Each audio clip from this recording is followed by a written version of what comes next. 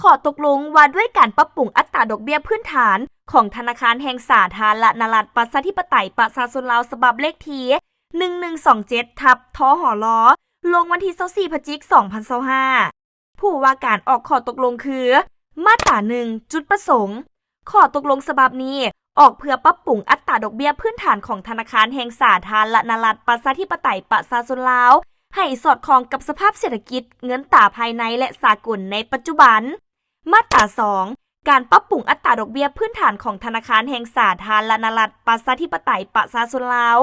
ธนาคารแห่งสาธารณรัฐประชาธิปไตยประชาชนลาวปรับลดอัตราดอกเบี้ยพื้นฐานของธนาคารแห่งสาธารณรัฐประชาธิปไตยประชาชนลาวสกุลเงินกีบระยะ7วันจาก 9% ต่อปีมาเป็น 8.5% ต่อปีมาตรา3การนำใช้อัตราดอกเบี้ยพื้นฐานของธนาคารแห่งสาธารณรัฐประชาธิปไตยประชาชนลาว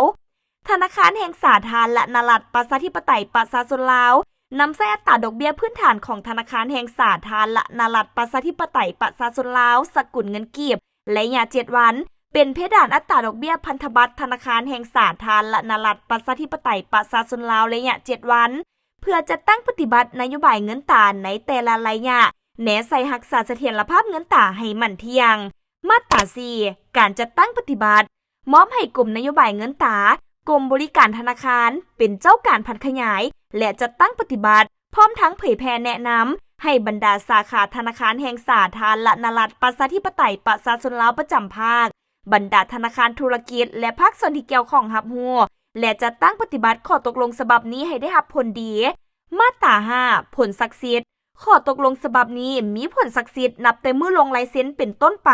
และใช้เปลี่ยนแทนข้อตกลงว่าด้วยการปรับปรุงอัตราดอกเบี้ยพื้นฐานของธนาคารแห่งสาธารณรัฐประชาธิปไตยประชาชนลาวฉบับเลขที่762ทหลลงวันที่18สิงหาคม2025